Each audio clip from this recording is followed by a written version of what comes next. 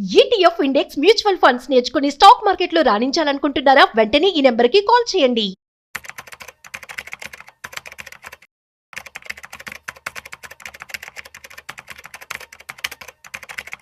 Suman TV ప్రేక్షకులకు నమస్కారం.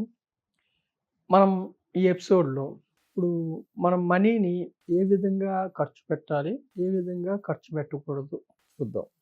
ఇప్పుడు చూడండి ఫ్రెండ్స్, ఇప్పుడు సపోజ్ చిన్నప్పటి నుంచి ఎవరైతే వ్యక్తి బాగా పేదరికంలో అవమానాలు పొంది తిరుగుతాడో అతను పెద్ద అయిన తర్వాత కొంచెం చదువులో బాగా ముందుండి మంచి ఉద్యోగం తెచ్చుకుంటే అతనికి ఏమిటంటే చిన్నప్పుడంతా అతను అవమానాలు పొంది సమాజంలో కొంచెం డబ్బు లేకపోవడంలో అవమానాలు పొంది ఉన్నాడు కాబట్టి అతను యొక్క సక్సెస్ని ప్రజలకు చూపించాలన్న మనసులో ఉంటుంది.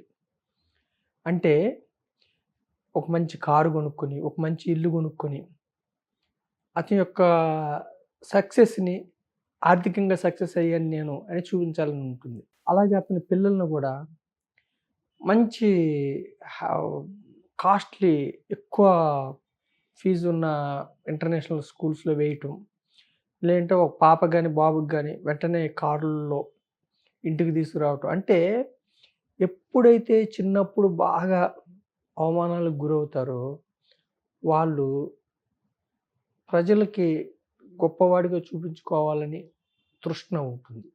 సో మనం దాన్ని తప్పుపట్టలేము. అదేవిధంగా ఇప్పుడు నేను ఒక విధంగా ఖర్చు పెడతాను. సపోజ్ నాకు ఆధ్యాత్మికం అంటే ఇష్టం అనుకోండి, ఆధ్యాత్మికం కోసం నేను డబ్బు ఖర్చు పెడుతుంది, అది ఇంకొకరికి నచ్చకపోవచ్చు. అంటే ఎవరు దేనికి ఖర్చు చేస్తారన్నది చిన్నప్పటి నుంచి పెరిగిన దాన్ని బట్టి, సొసైటీలో ఉన్న దాన్ని బట్టి డిపెండ్ అయి ఉంటుంది. అంటే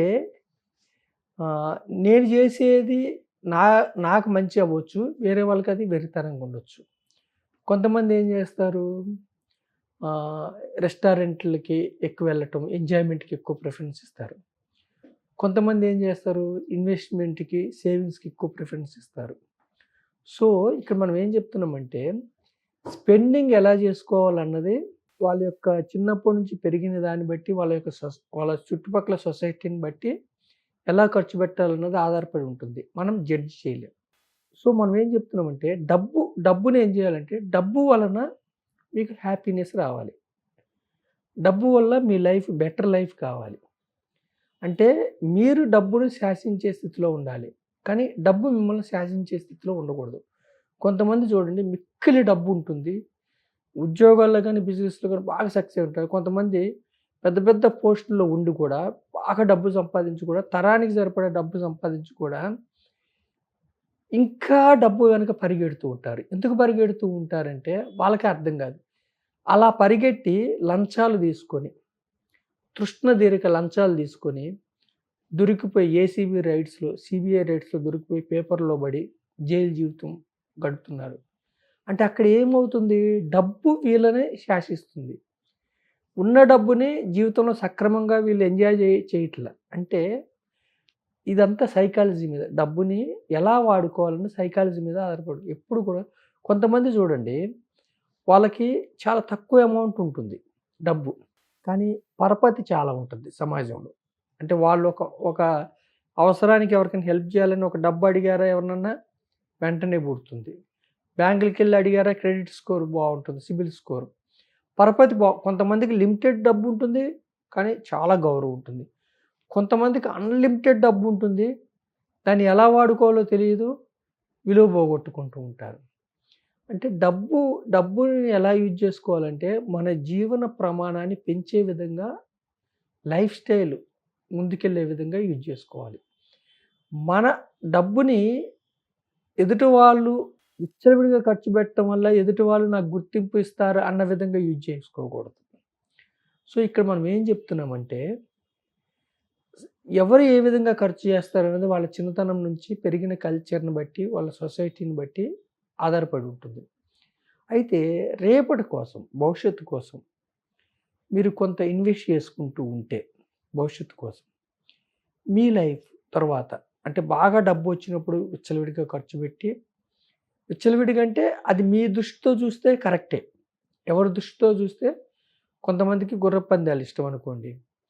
అతని దృష్టితో చూస్తే అతని ఉద్దేశ్యం ఏమిటో తెలీదు మనం. మనం జడ్జ్ చేయలేం. కానీ మనం ఏం చెప్తుంటే రేపనేది ఉంది కాబట్టి డబ్బుని మీరు ఎలా స్పెండ్ చేయాలి, ఎలా ఖర్చు పెట్టుకోవాలంటే మీ యొక్క జీవన ప్రమాణాలు మెరుగయ్యేలాగా, మీ యొక్క మీ మీ మీ యొక్క అభిరుచులకు అనుగుణంగా జీవన ప్రమాణాలు మెరుగయ్యేలాగా మీరు ఖర్చు చేసుకుంటూ రేపటి కోసం, భవిష్యత్తు కోసం మీరు కొంత ఇన్వెస్ట్ చేసుకుంటూ ముందుకెళ్తే, ఇన్వెస్ట్మెంట్ కూడా ఎక్కడ చేయమంటున్నామంటే కొంచెం ఎప్పుడు కూడా ఇన్వెస్ట్మెంట్ ఎలా ఉండాలంటే రియల్ రిటర్న్ అంటే ఏమిటంటే మీకు ఇన్ఫ్లేషను ద్రవ్యోల్బణాన్ని దాటి రావాలి, ట్యాక్సులు దాటి రావాలి. అంటే మీరు ఈరోజు కొంత మీ యొక్క వాంట్స్ని అదుపులో పెట్టుకొని మీరు ఇన్వెస్ట్ చేస్తున్నారు కాబట్టి మీకు రియల్ రిటర్న్ చక్కగా వచ్చేలాగా మీరు ఇన్వెస్ట్మెంట్ చేసుకొని 2026లో మీరు ఏం చేయాలంటే ఈ డబ్బు అనేది మీ యొక్క జీవన ప్రమాణాలని పెంపొందించాలి. అది కారు కొనుక్కొని లివింగ్ స్టైల్ పెంచుకుంటారా, చక్కని ఇల్లు కొనుక్కొని లివింగ్ స్టైల్ పెంచుకుంటారా, చక్కగా మీరు విహారయాత్రలకి వెళ్ళి మీ యొక్క మానసికంగా తృప్తి పొందుతారా, చక్కగా రెస్టారెంట్స్లో ఫ్యామిలీస్తో కుటుంబాలు బంధువులతో ఇంటికి ఆహ్వానించి మంచి విందు యాత్రలతో మీరు ఎంజాయ్ చేస్తారా, అది మీ యొక్క వాంట్స్ని బట్టి ఉంటుంది. దీనికి గాను మీరు సంపాదించిన డబ్బుని మీరు కొంత మళ్ళీ డబ్బును సమకూర్చేలాగా కొంత ఇన్వెస్ట్ చేసుకుంటూ జాగ్రత్తగా మీరు ఇన్వెస్ట్ చేసుకుంటూ లిక్విడిటీ ఉండేలాగా, ట్యాక్సులు పోయి ఇన్ఫ్లేషన్ పోయిన తర్వాత కూడా మీకు మిగిలేలాగా మీరు చక్కగా చేసుకుంటే మీ యొక్క మీరు ఎంత ఖర్చు పెడుతున్నా కానీ మీ అభిరుచికి తగ్గట్టుగా ఇబ్బంది ఏం లేదు. సో ఎవరు ఎలా ఖర్చు పెడతారన్నది వాళ్ళ యొక్క వ్యక్తిగత ఇష్టాలను బట్టి ఉంటుంది. ఏది తప్పు కాదు, వాళ్ళ దృష్టిలో చూస్తే ఏది తప్పు కాదు. ఎందుకంటే కొంతమంది చిన్నప్పటి నుంచి సేవింగ్స్ అలవాటు ఉంటుంది, అసలు ఎంజాయ్ చేయరు. వాళ్ళు ఎంత డబ్బు ఉంటే కూడా 60స్కి వచ్చిన తర్వాత కూడా సేవింగ్స్ ఇన్వెస్ట్మెంట్ ఎంత డబ్బు ఉంటే కూడా వాళ్ళకి ఖర్చు పెట్టబుద్ది, అంటే వాళ్ళ మనసులో అది నాటుకుపోయింది. కొంతమంది దగ్గర అసలు డబ్బే ఉండదు కానీ ఆడంబరాలు పోతారు. అంటే వాళ్ళ యొక్క పెరిగిన దాన్ని బట్టి ఇదంతా సైకాలజీని బట్టి ఉంటుంది. ఏది కరెక్ట్ ఏది తప్పు అనేది మనం చెప్పడానికి లేదు. వాళ్ళ యొక్క కోరికలను బట్టి, వాళ్ళ యొక్క నీడ్స్ని బట్టి ఇది ఆధారపడి ఉంటుంది. కాకపోతే భవిష్యత్తు ఉంది కాబట్టి భవిష్యత్తు కోసం మీరు కొంత ఇన్వెస్ట్మెంట్ చేసుకుంటే 2026తో పాటు భవిష్యత్తు కూడా మీకు చక్కగా ముందుకెళ్తుందని నా యొక్క ఉద్దేశం. Thank you very much.